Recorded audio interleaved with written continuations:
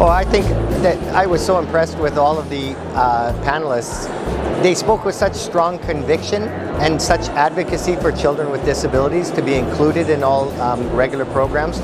So I think your future looks really bright. To hear that you've got classes for teachers to take so that they can upgrade their skills and learn how. So it's not just that teachers are mandated to include all children and then not taught ways to do it. I think that there is some type of mechanism there.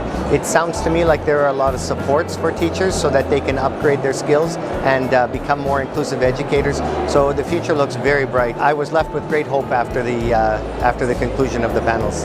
I think when it comes to the definition of inclusion, they are very, very similar.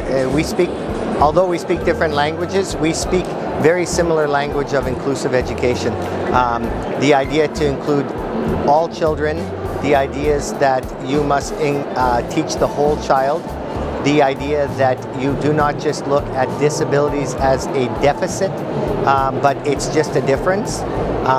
The idea that you need to involve all the children in your classroom to help work as teachers.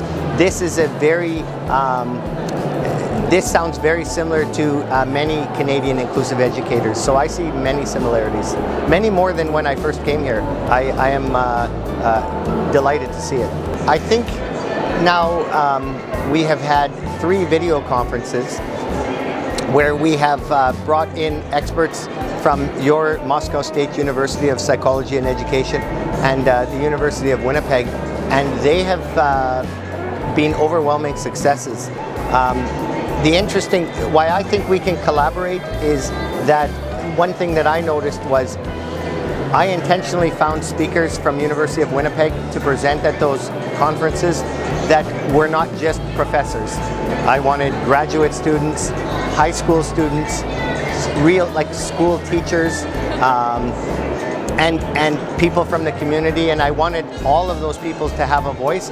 And I noticed very quickly that Moscow State University of Psychology and Education also did the same thing, and some of the most powerful lessons I heard were from disability community activists. There was one in particular that came to speak at our first conference, and everybody talked about what she had to offer afterwards in Canada. You had a high school student once do a presentation, and he was absolutely spectacular and shed so much insights on why inclusion is important. I hope to see many more collaborative projects in the future, because I know that the University of Winnipeg benefits greatly from these collaborations and the wisdom of the people from Moscow State University of Psychology and Education.